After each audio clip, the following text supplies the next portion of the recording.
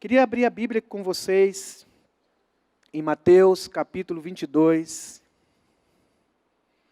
o versículo 36, e depois nós vamos ler Deuteronômio, o capítulo 10, e o versículo 12. Versículo 36, diz assim: Mestre, qual é o grande mandamento da lei?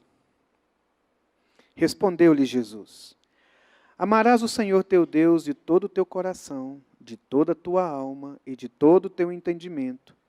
Este é o grande e primeiro mandamento. O segundo, semelhante a este, é: amarás teu próximo como a ti mesmo. Destes dois mandamentos dependem toda a lei e os profetas. Mestre, qual é o grande mandamento na lei? Amarás. Capítulo 10, versículo 12, nessa mesma versão, capítulo 10, 12, de Deuteronômio. Agora, pois, ó Israel, que é que o Senhor requer de ti? O que o Senhor requer de ti? Não é que temas o Senhor teu Deus, e andes em todos os teus caminhos, e o ames, e o sirva ao Senhor teu Deus de todo o teu coração e de toda a tua alma. Agora, ó Israel, o que é que o Senhor teu Deus quer de ti? Jesus resumiu tudo o que está escrito na lei, em forma de leis cerimoniais, leis morais, tudo que o Velho Testamento, tudo que os profetas profetizaram, tudo que os salmos cantaram, todas as leis, todas as palavras, Jesus sintetizou tudo isso em uma única palavra: amarás. Amarás o teu Deus.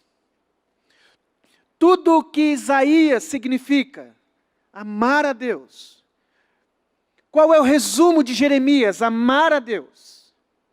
O que quer dizer o Pentateuco? Amar a Deus.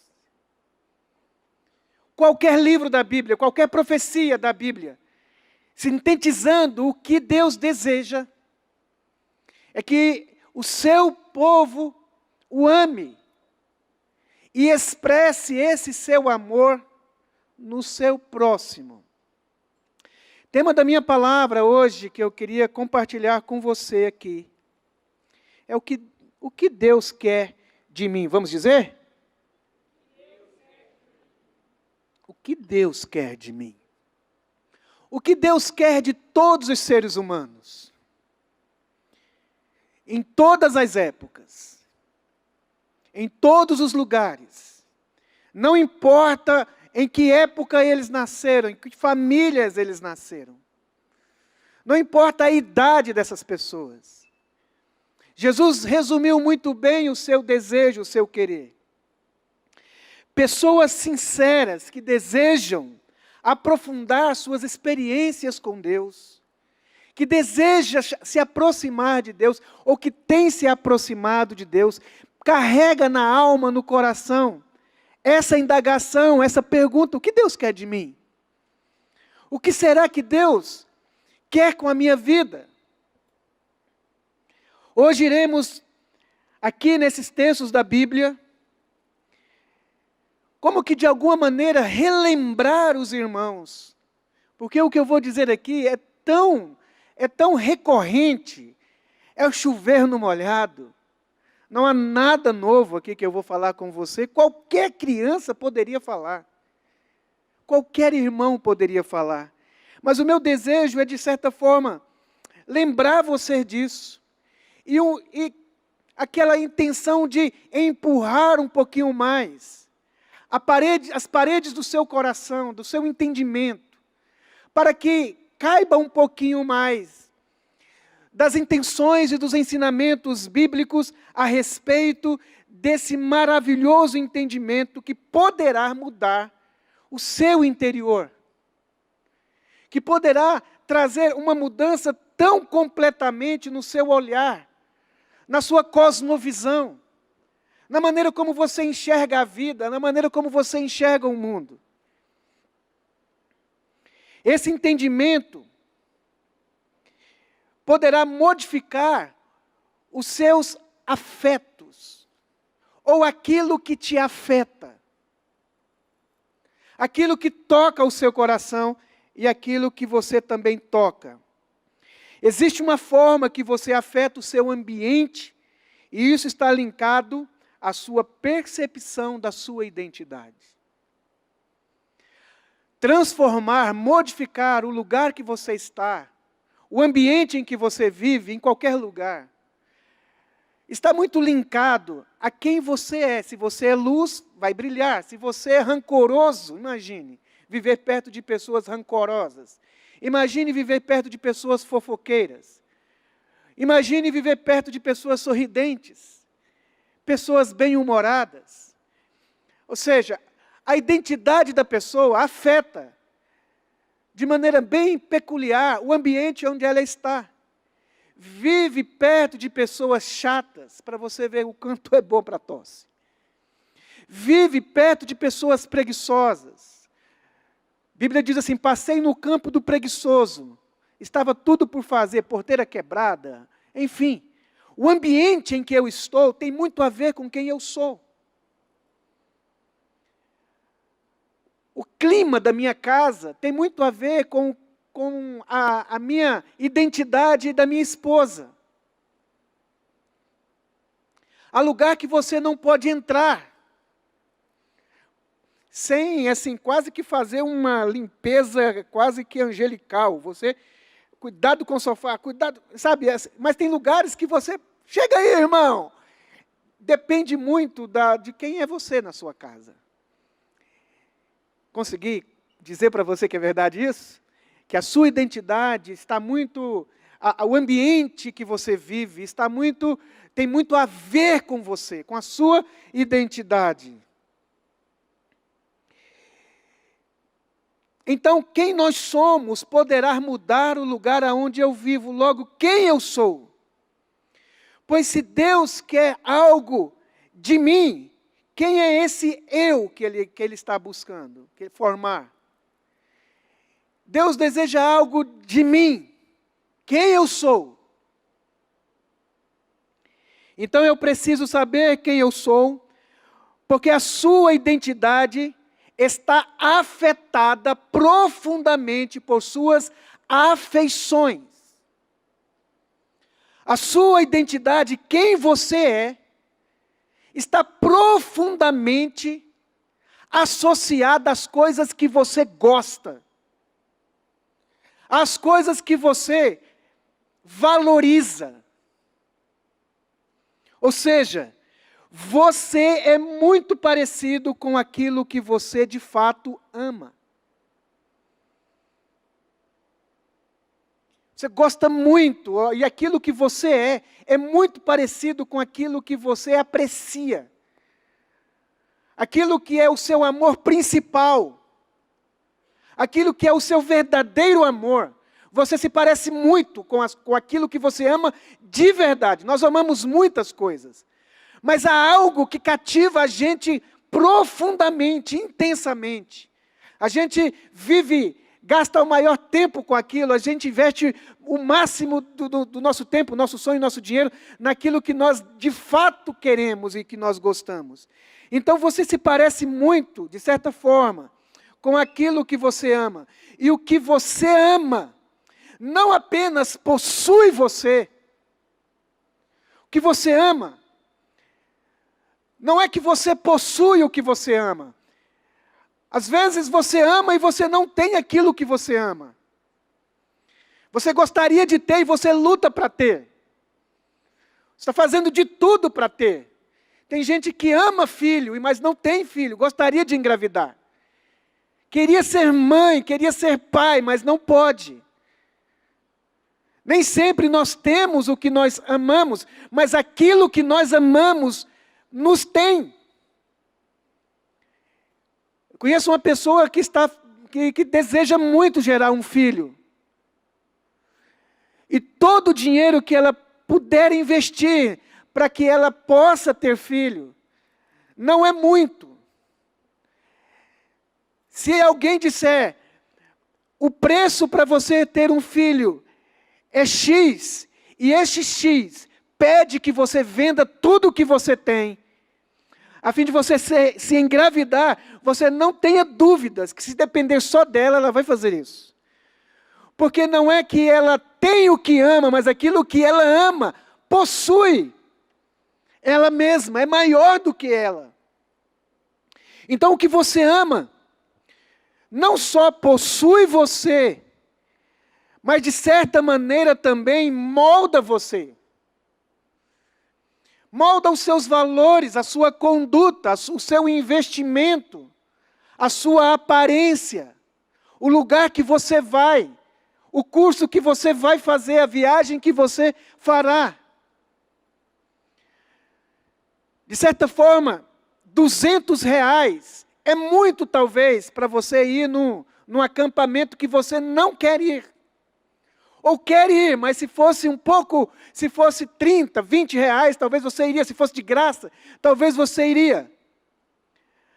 Mas talvez R$2.500 em Caldas Novas para ficar 2 dias, não é tão caro assim. Ir numa pescaria, não é tão caro assim. Trocar o seu carro, não é tão caro assim. Por quê? Porque o que você ama de verdade tem um controle nas suas finanças, no seu amor, na sua vida. E ela está moldando a sua conduta. Está determinando para onde você vai, com quem você anda. O seu amor possui você. Então aquilo que você é, tem muito a ver com aquilo que você de fato ama. E para saber quem somos, precisamos saber em torno de quem o meu coração está gravitando.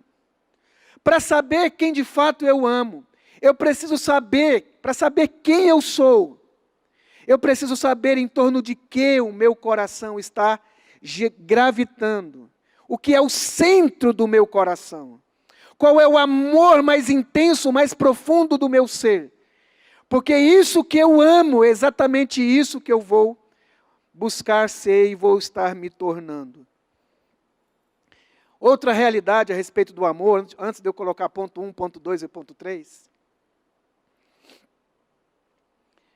O seu amor não apenas tem você, determina você, mas o seu amor traz para você uma espécie de promessa de felicidade perfeita, vida plena e absoluta.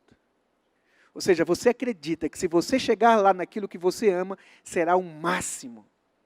É uma felicidade. Quem dera eu pudesse ser mãe. Quem dera eu pudesse comprar aquele carro. Quem dera eu pudesse fazer aquela viagem. Quem dera, sabe?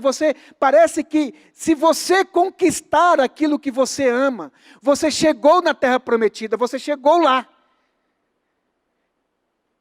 Pode ser a medicina.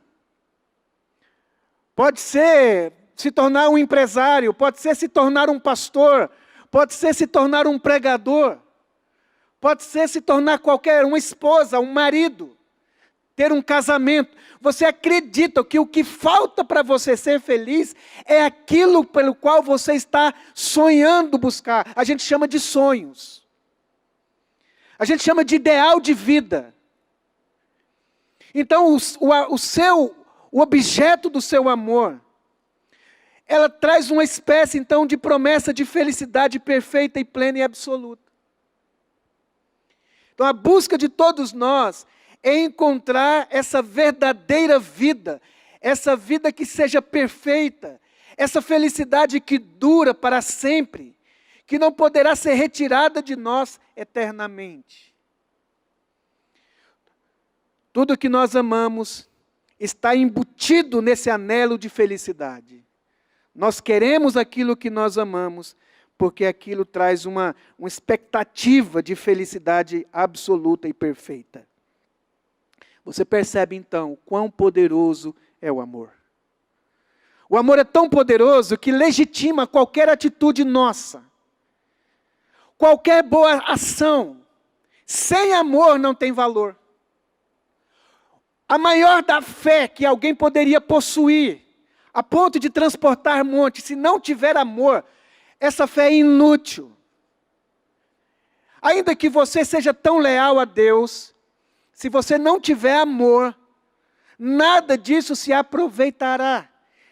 Ainda que você dê todos os seus bens aos pobres e cuide de todos os pobres, de todos os orfanatos, dá cesta básica para as pessoas, gosta de cuidar do pobre, mas se não tiver amor, você não será ninguém, diz o texto de 1 Coríntios 13. A fé é legitimada pelo amor. As nossas atitudes só têm valor para Deus se ela estiver linkada, motivada por amor. Nossas canções podem ser lindas. Só tem razão de ser se elas estiverem cheias de amor. Deus queria. Deus deseja algo na minha vida. O que Ele quer de mim? Deus seria pior do que o diabo se Ele nos privasse daquilo que nos faria eternamente felizes. Deus seria o mais terrível dos seres. Deus seria terrivelmente pior, eternamente pior do que todos os demônios. Se Deus me privasse, se Deus privasse você da verdadeira felicidade, daquilo que de fato é uma felicidade durável, eterna, permanente, que de fato não pode melhorar. Uma felicidade que não tem outra que poderia me atrair a ela, que arrebatasse o meu coração de maneira que qualquer outras possibilidades, qualquer outros convites, para mim, seria de fato de cara deixado para trás, porque essa que Ele está me oferecendo é mais elevada de todas as alegrias, de todas as felicidades. Então o que Deus quer para mim, diante do texto que nós lemos? Deus deseja ser amado. O alvo de Deus, talvez pareça que não tem nada a ver com a minha introdução, mas tem.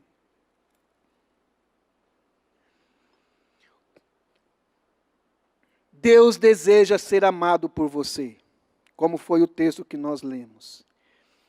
Josué 23:11, eu quero ler alguns textos para você. Josué 23:11, diz assim: portanto, guardai-vos diligentemente as vossas almas. Portanto, guardai diligentemente as vossas almas. Para quê? Para amardes ao Senhor vosso Deus. Deuteronômio 30:20, na versão King James. Deuteronômio 30:20, diz assim: amando Yahvé teu Deus, obedecendo a sua voz, apegando-te, ó Israel, a Ele. Amando, apegando-se à sua palavra, à sua voz, ó Israel. Porquanto disso depende a tua vida. Disso depende aquilo que de fato é vida. E prolongue os teus dias.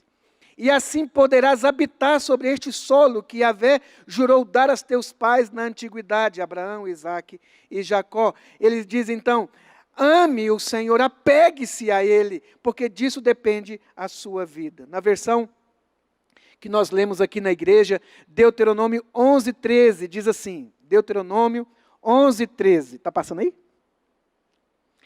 Portanto, se de fato obedecerdes aos meus mandamentos que hoje vos ordeno, amando ao Senhor vosso Deus e servindo a Ele com todo o vosso coração e com toda a vossa alma.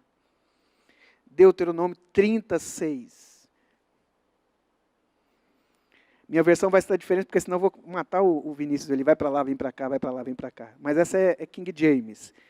Deuteronômio 36. E Yahvé teu Deus desimpedirá a tua alma como se circuncidasse o teu coração e as entranhas da tua descendência, para que aprendas a amar o Senhor teu Deus.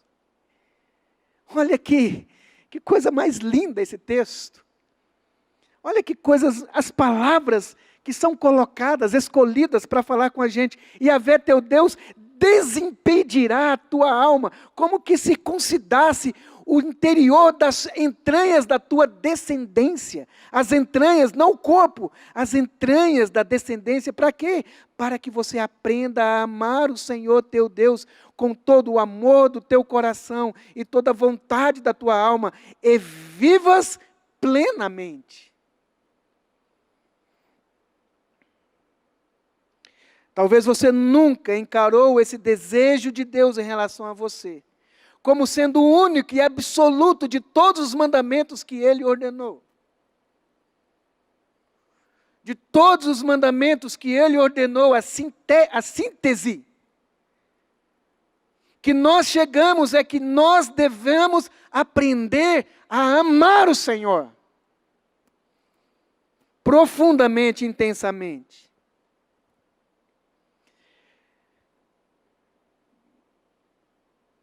Por isso a idolatria é tão devastadora. A idolatria é um amor certo na pessoa errada. Nós somos seres amantes, nós amamos. O nosso problema não é amar. Nossa questão é destinar o amor certo para a pessoa certa. Por isso a idolatria é um engano, e a pior de todas as maldades que Deus pudesse fazer a alguém era permitir que você e eu fôssemos enganados por outros amores que nos prometessem felicidade plena e absoluta. Então Deus se intervém dizendo: eu sei o que pode fazer você plenamente feliz, me amar. Não é que Deus está assim precisando do nosso amor. É que qualquer coisa que não seja Deus, qualquer coisa que não seja Deus, o Max falou para nós aqui hoje, que Deus não nos quer dar apenas o céu, e que um céu sem Jesus não tem valor. A salvação não é um lugar para onde nós iremos. Jesus disse: a vida eterna é essa, que você conheça a Deus como único Deus e a Jesus a quem Ele enviou. A vida eterna não é o céu, a vida eterna é uma qualidade de vida em Deus. Jesus disse, na sua oração sacerdotal, diz: Pai, a minha vontade é esta, que onde eu estou, estejam todos aqueles que tu me deste. Eu em ti, ele em mim. Jesus disse: ninguém vem ao Pai.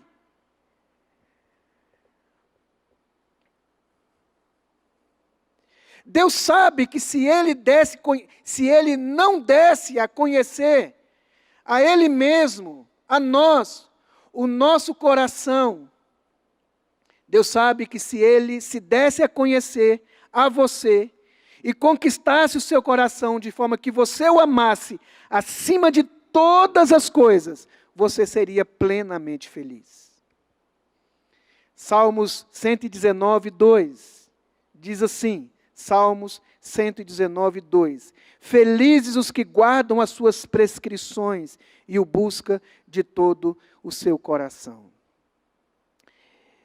Se você prestar atenção, então, estas são todas as leis e os profetas. Deus quer ser o amor de sua vida. É isso que Ele sempre desejou, ser o amor da sua vida. Olha aqui para mim. Talvez você que não é pai não vai saber disso. Você que não é mãe ainda, você que não é mãe e não é pai, você não vai saber disso. Mas o que o seu filho poderia fazer que deixasse você mais triste? O que o seu filho poderia fazer a você que pudesse deixar você mais triste? Eu tenho certeza que a resposta que você daria é: não me amando. Do que vale um filho correto que não gosta do pai e da mãe? Um filho que não respeita o pai, que não gosta da presença do pai, da mãe. A dor mais terrível do coração de um pai não é só perder um filho quando ele parte, mas é não ter o amor do seu filho. O maior de todos os pecados tem a ver com a quebra do maior dos mandamentos. Não é só adultério. Não é uma questão de você matar o outro. Quando Davi foi exortado por Natã,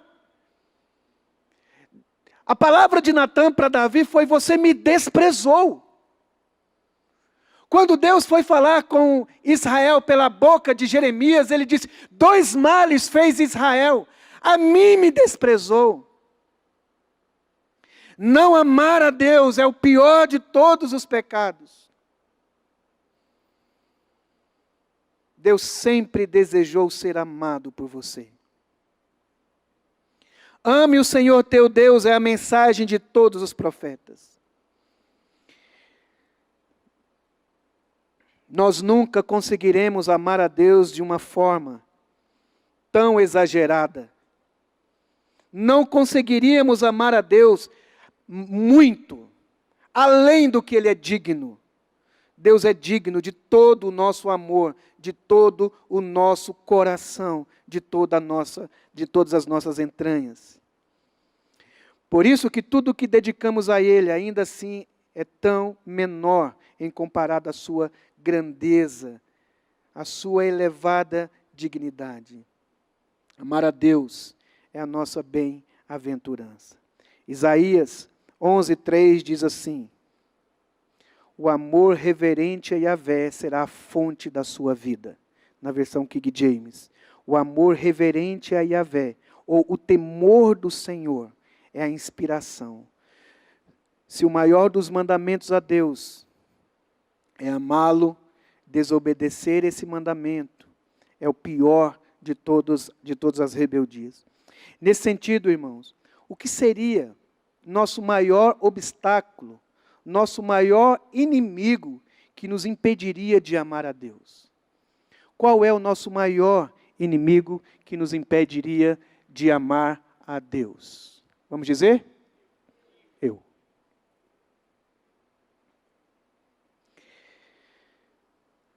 Nossa maior ambição, como raça humana caída, os homens, a maior ambição da humanidade caída é viver uma realidade onde Deus não seja o centro das nossas afeições. A ambição humana é uma quase irresistível atração em viver em si mesmo, para si mesmo, sendo a própria medida de satisfação egolátrica, em que você não consegue se contrariar, em que você não consegue se aborrecer, em que você não consegue dar a você a que a sua alma deseja.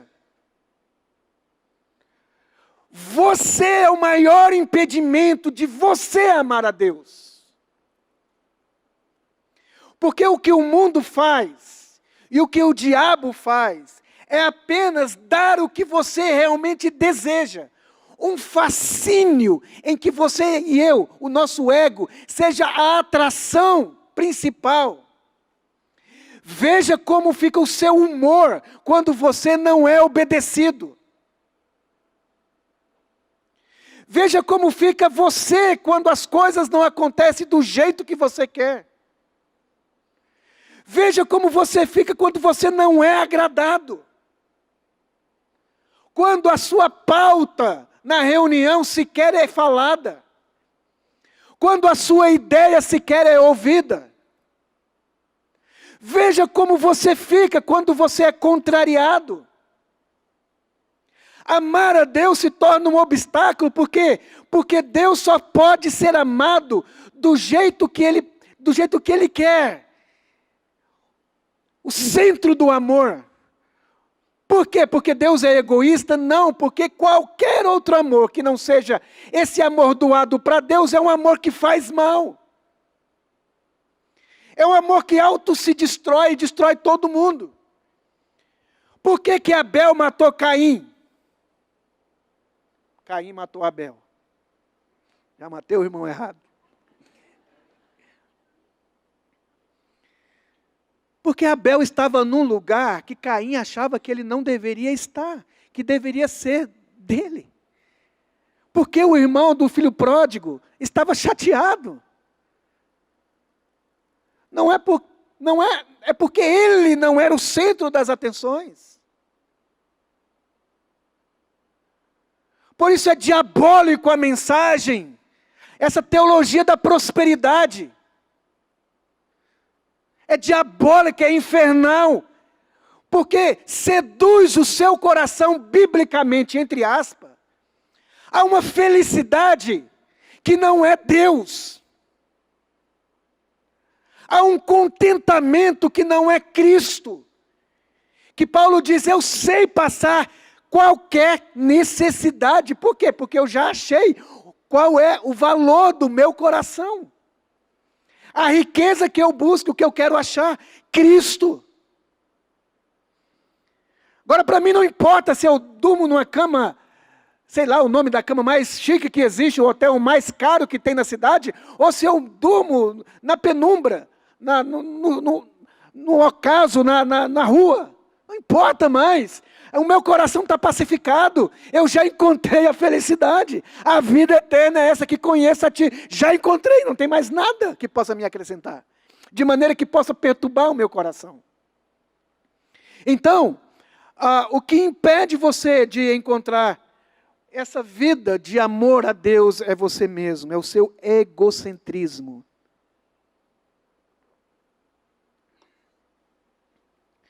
Irmãos, você se torna alguém perigoso a mim, à sociedade.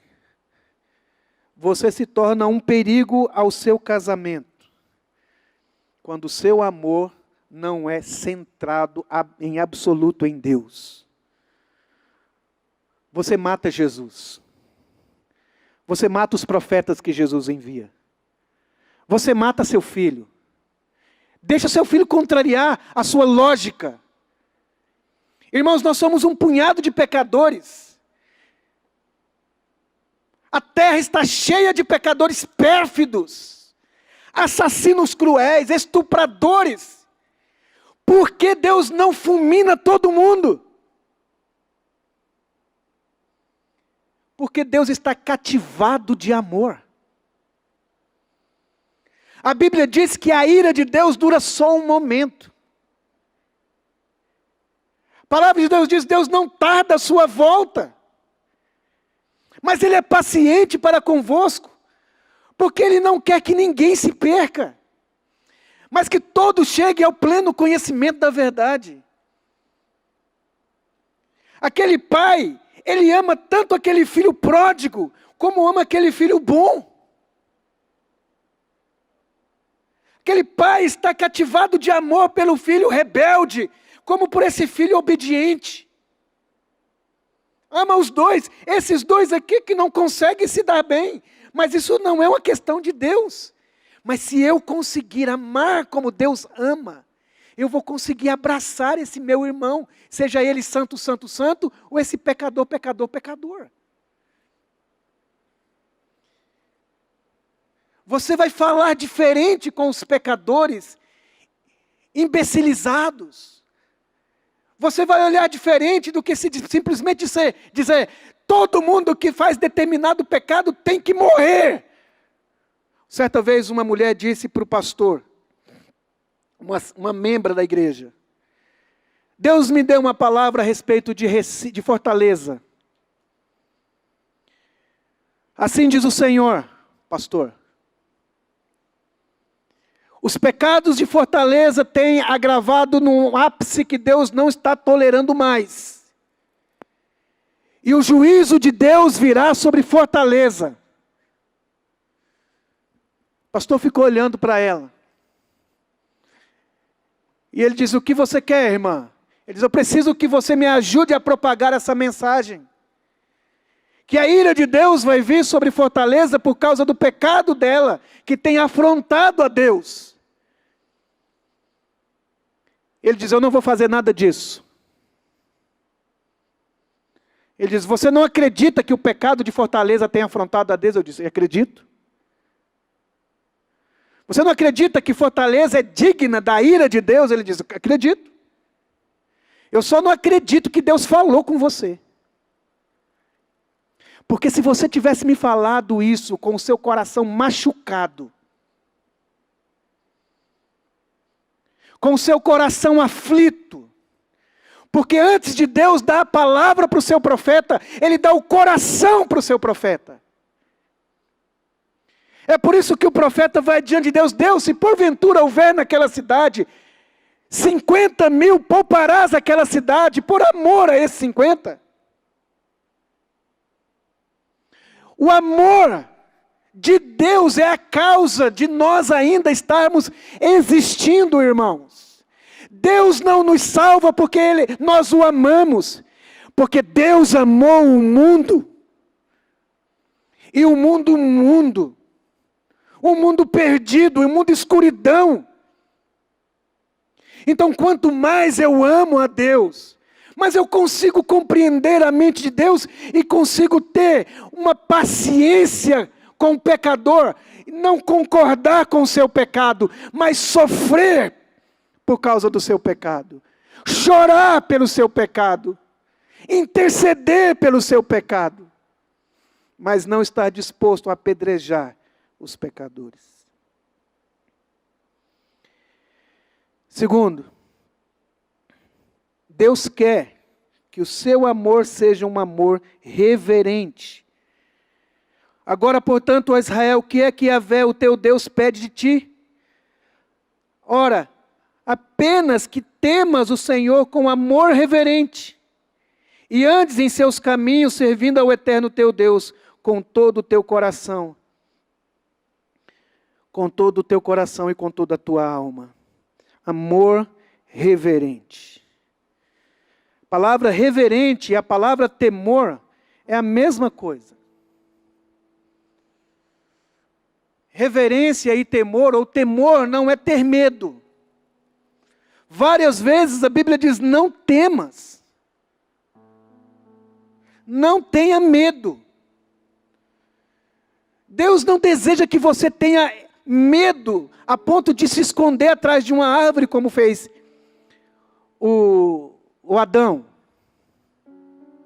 Deus não quer que você tenha medo dele como Caim teve, a ponto de fugir de Deus, se tornar um fugitivo de Deus. Mas é um respeito, é uma reverência. É possível você ter por alguém um amor banal, um amor emporcalhado, um amor sujo. Possível você amar seu marido, sua esposa, uma esposa amar o seu marido e traí-lo. Ama, mas não respeita. É possível um homem amar uma mulher, a sua esposa, 50 anos de casado, ama, mas é bruto. É possível um filho amar seu pai, sua mãe, ama, mas é estúpido.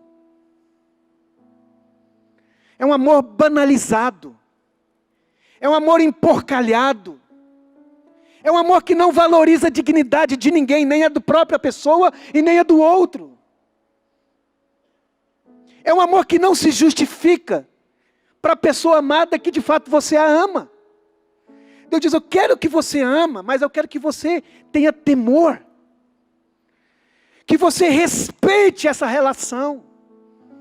Que você dignifique esta relação. O texto diz que Deus quer que você respeite esse amor. Que você tenha temor.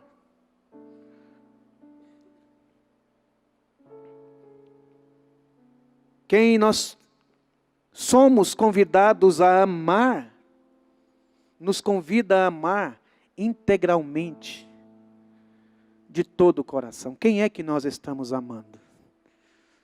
Ele diz, amarás o Senhor. Amarás o Senhor. Quem é o Senhor? Amarás o Senhor teu Deus. Quem é o Senhor meu Deus? Quem é esse para quem eu preciso dar todo o meu amor e aborrecer, inclusive, o amor da minha mulher, se for possível? Ninguém pode ser meu discípulo, disse Jesus, se você não estiver disposto a aborrecer o amor mais querido, mais doído do seu coração, que é o amor da sua mulher, do seu marido, do seu próprio filho, inclusive a sua própria vida. Quem é esse para quem ele se torna maior, imensamente supremo, mais elevado do que qualquer outro romance, do que qualquer outro apego?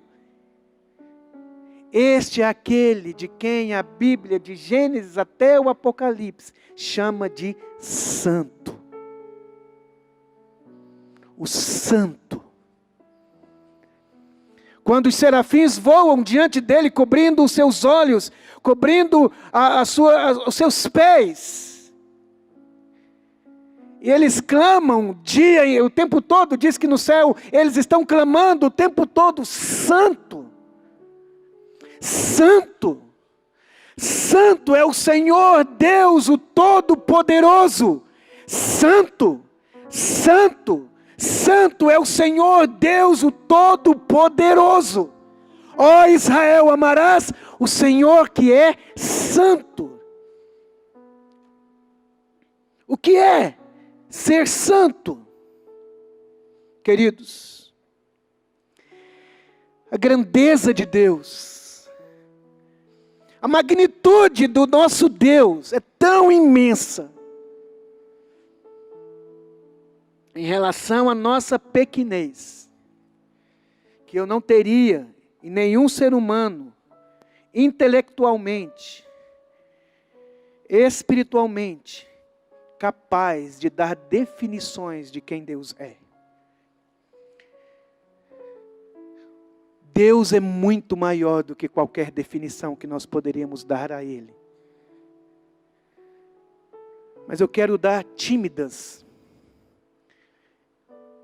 significado do que é ser santo. Ser santo é Deus ser incomparável. A palavra santo é separado. Separado. Significa que Deus, na qualidade de ser, não existe comparação. Não existe um outro ser semelhante. Não existe alguma coisa que nós poderíamos dizer, olha, Deus é semelhante a essa espécie. Não há uma classe de existência que poderíamos colocar Deus nela. Ele é o santo, que é o mesmo que dizer que Ele é único. Não há outro ser que eu poderia buscar, mesmo numa categoria inferior a dele, mas que também fosse poderoso, que tivesse um nível de amor menor, mas que fosse da mesma categoria. Não existe. Não existe Deus menores do que Deus. Não existe Deus semelhantes a Deus. Quando você ama a Deus, você está amando uma coisa rara. E aquilo que é raro é caríssimo. Quando você está diante de Deus, você está diante de alguém que é único na sua categoria de ser. Incomparável.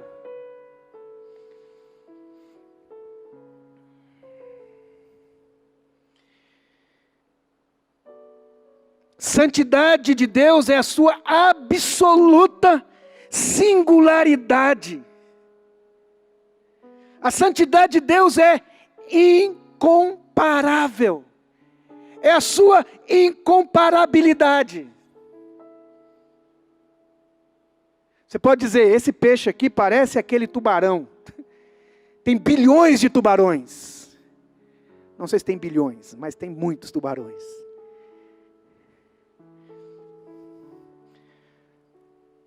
Mas não existe ser deusezinhos. Deus é único. O fato é o fato preciso que não há outro similar, parecido, para que possamos compará-lo. 1 Samuel 2:2 diz assim, 1 Samuel capítulo 2, versículo 2: Não há santo como o Senhor, porque não há outro além de ti, a rocha, e rocha não há nenhuma como o nosso Deus. Isaías 40, 25.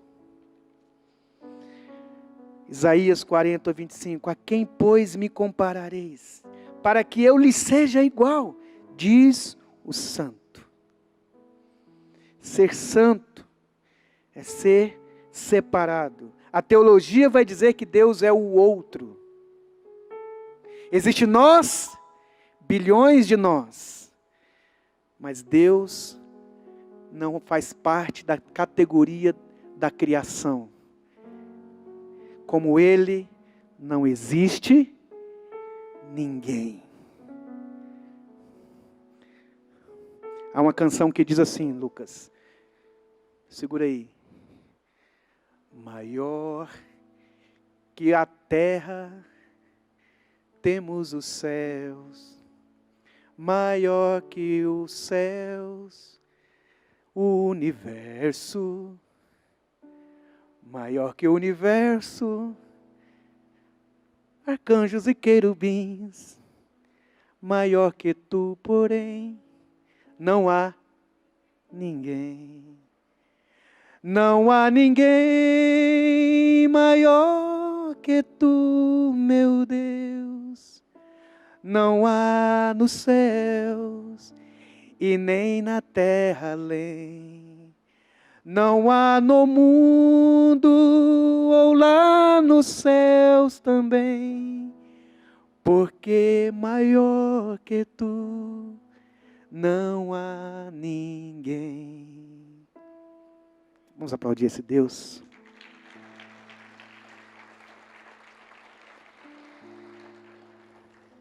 Não existe alguém que você poderia amar, que poderia definir o seu ser, definir o seu jeito de viver, definir os seus valores a partir desse amor que te ensina a ser como Ele é. Seja santo, como eu sou santo. Deus é completamente solitário em sua natureza, Ele é sem igual.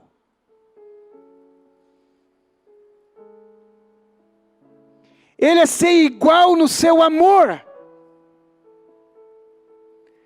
Deus é amor. Você ama, mas você não é amor. Não existe no universo alguém que é absolutamente amor. Perfeito amor. Deus é incomparável em glória. Deus é único em justiça. Deus é absolutamente único em força, em grandeza, em beleza, em riqueza, em graça, em bondade. Você quer encontrar o ápice do amor, Deus? Você quer encontrar o ápice da alegria? Deus. O ápice da beleza? Deus. O ápice da liberdade? Deus. O ápice da alegria? Deus. O ápice da riqueza? Deus. Amar a Deus, você é amar o que há de mais belo. Amar a Deus é amar aquilo que há de mais rico. Amar a Deus é amar aquilo que é de mais sublime, perfeito, enorme. Deus não é egoísta quando diz para você amá-lo profunda e de maneira intensamente. Por quê? Porque Ele está chamando você a amar aquilo que é único, indescritível, absolutamente perfeito, absolutamente acessível, absolutamente bondoso, absolutamente justo, absolutamente santo, gracioso, gentil, um ser completamente humilde, um ser completamente manso, um ser completamente bondoso. A sua ira é justa, a sua ira é amorosa, a sua ira é santa.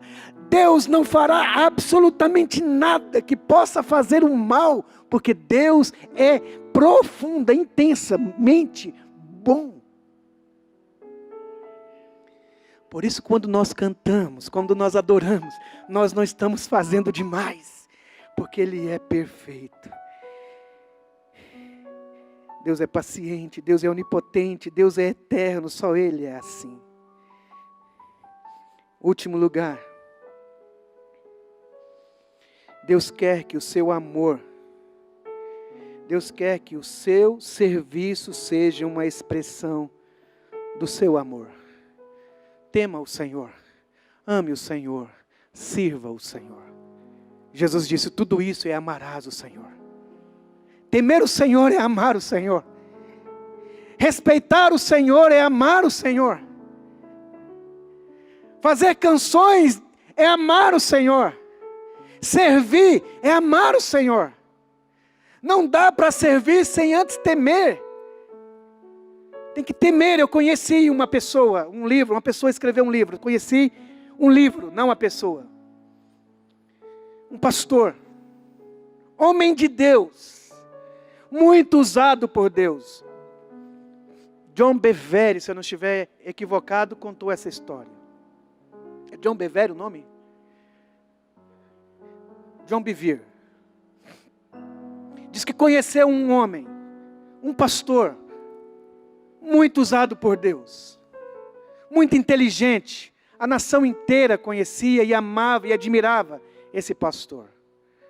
Mas o tempo passou, durante muitos anos ele é admirado, mas ele foi investigado e descobriu que ele estava tendo casos de corrupção. Graves corrupções. Ele foi preso. E o John Bevere, como é que chama? Bevere. O John Bevere foi visitá-lo na cadeia. Se abraçaram. Ele disse, pastor, o John Bevere perguntou, quando foi que você deixou de amar a Deus? Ele disse, nunca deixei de amar a Deus, John. Minha vida inteira eu amei a Deus. Mas por que você fez o que você fez? Ele diz, é porque eu perdi o temor. Eu não duvido que todos nós aqui amamos a Deus. A pergunta é se você teme o Senhor.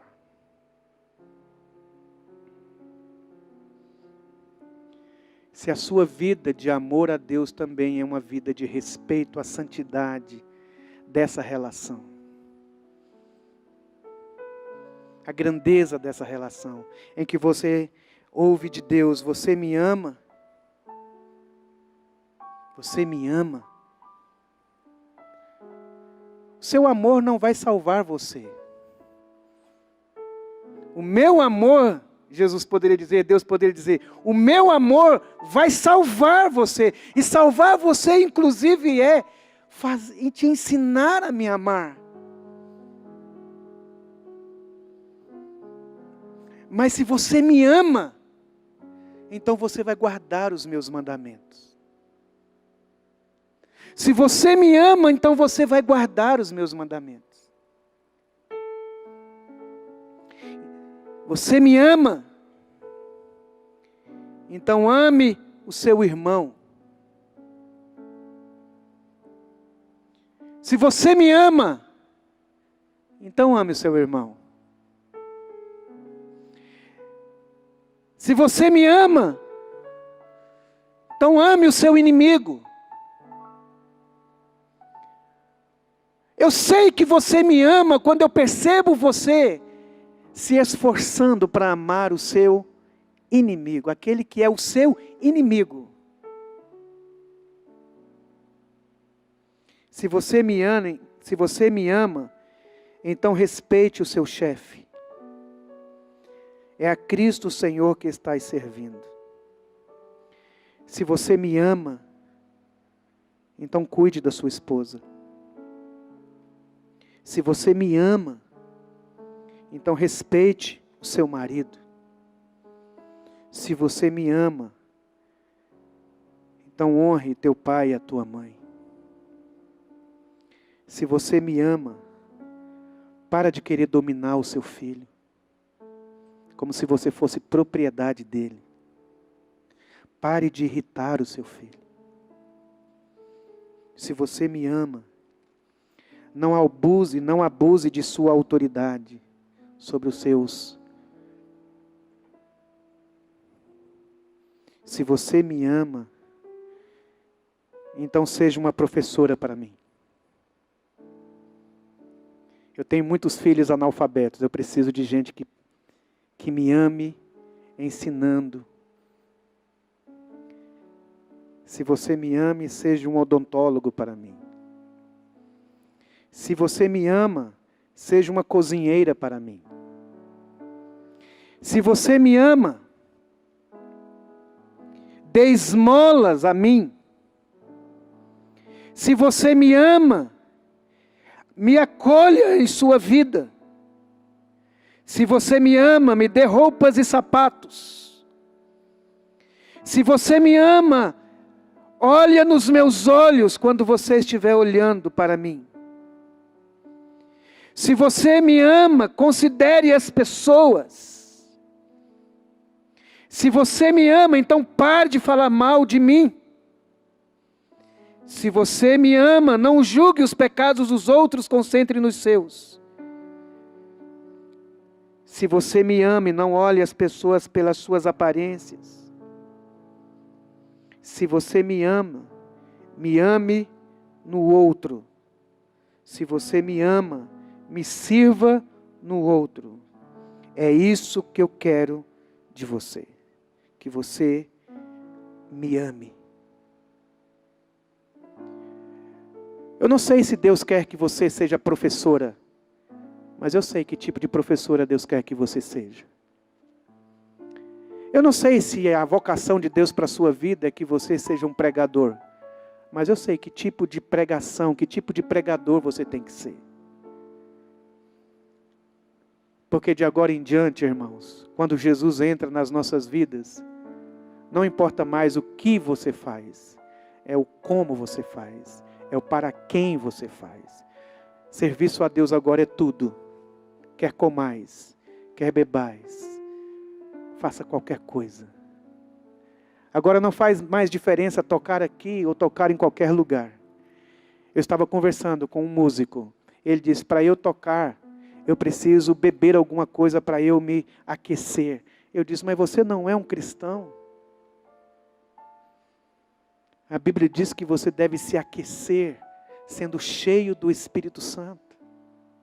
Mas tocando lá onde eu toco, meu irmão, alguém cheio do Espírito Santo tem que ser em qualquer lugar. Se aquilo que você faz não pode ser feito para Deus, então pare de fazer. Não dá mais para ouvir crente falar, eu gostaria de ter mais tempo para Deus.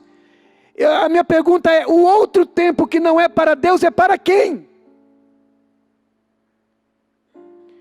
Eu gostaria de servir a Deus, amém. Mas aquilo que você está servindo que não é a Deus, é a quem? É para quem? Agora não importa mais o que você faz, importa para quem você faz. Não importa se você está entregando folheto ou na sorveteria. Porque agora não tem mais uma coisa mais sagrada do que a outra, porque tudo o que fazemos é sagrado. A gente faz ser sagrado, porque a gente vai para a sorveteria para a glória de Deus. A gente vai para a churrascaria para a glória de Deus. A gente é professor para a glória de Deus. A gente varre as ruas para a glória de Deus. A gente corta cabelo para a glória de Deus. A gente vai no supermercado para a glória de Deus. A gente tem filhos para a glória de Deus. A gente se casa para a glória de Deus. A gente vive de uma maneira que glorifica a Deus. Por quê? Porque é nosso normal. A gente está apaixonado. A gente está apaixonado, a gente nem se vê, a gente faz, não porque nos pagam bem.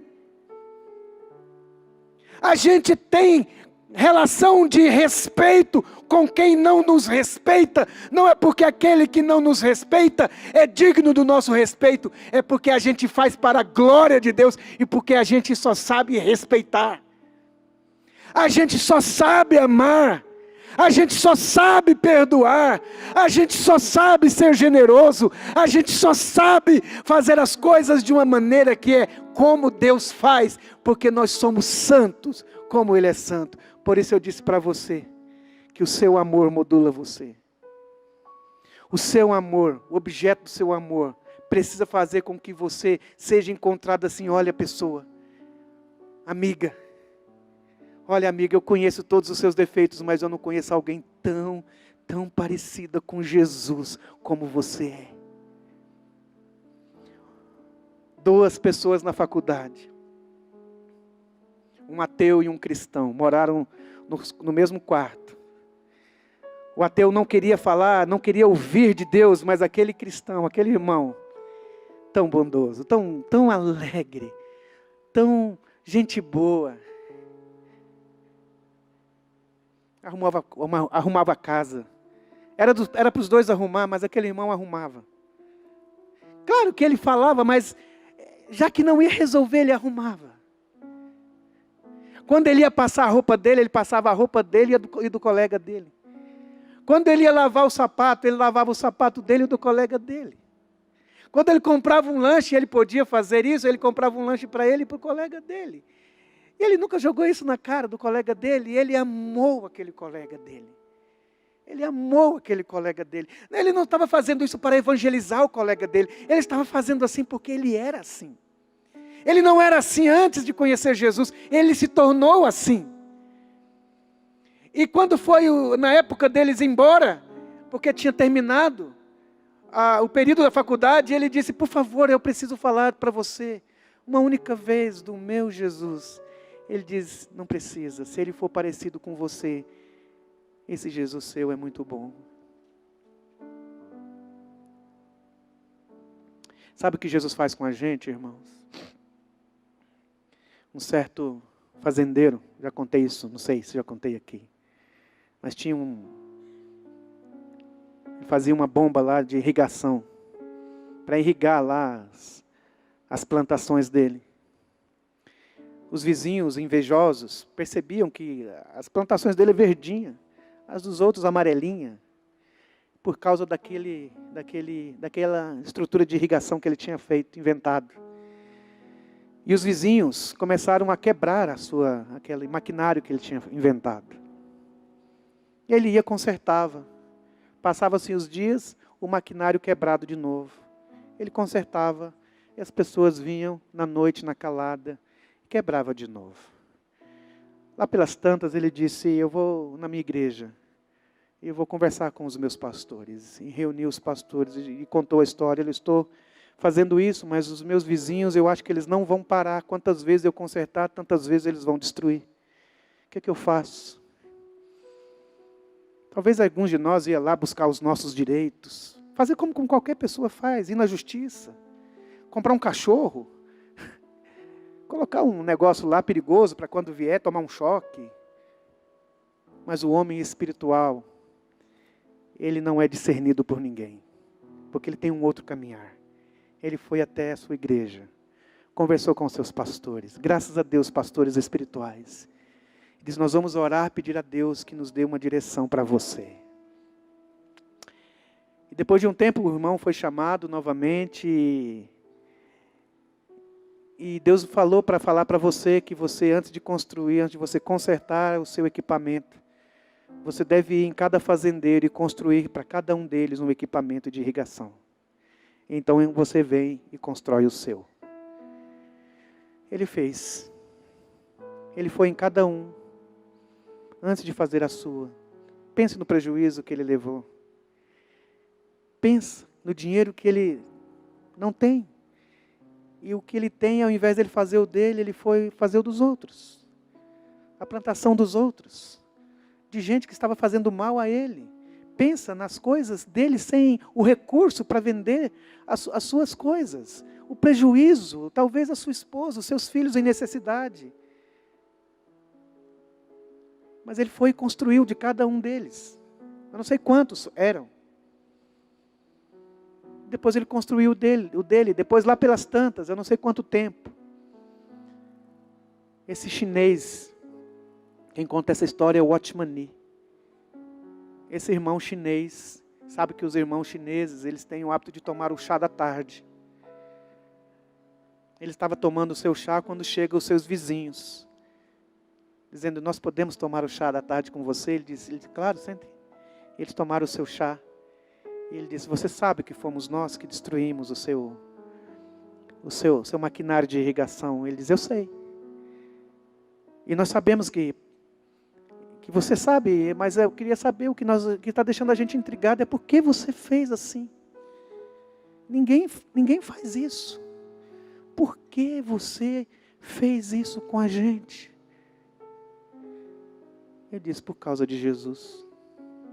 Jesus é assim. Se te chamar para caminhar 1 milha, vai com ele 2. Se te tomar a capa, dê também a túnica. Faz bem a quem te persegue e te maltrata.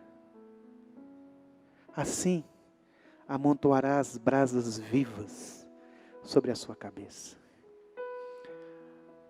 Qual é o maior de todos os mandamentos? Disse Jesus. Amarás o Senhor teu Deus de todo o teu coração, de toda a tua alma, de toda a sua força, porque disto depende a sua vida. Você pode curvar a sua cabeça?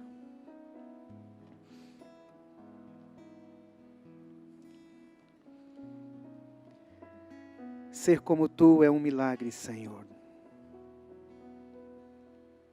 Ser igual a ti só é possível se o amor de Deus estiver em nossos corações, pelo Espírito que nos foi dado. Ser igual a ti só é possível pela cruz, em que o velho homem precisa ser destruído para nascer uma nova natureza, uma nova espécie de pessoas que são como luzeiros, que brilham como astros no mundo. Nessa noite, te pedimos humildemente, Senhor, cativa o nosso coração a amá-lo. Cativa o nosso coração para que nós possamos te amar mais. Que o nosso coração se submeta ao teu amor e a tua graça seja sobre nós nessa noite. Vivifica-nos, ó Pai. Transforma-nos, ó Pai. No precioso nome de Jesus. Amém.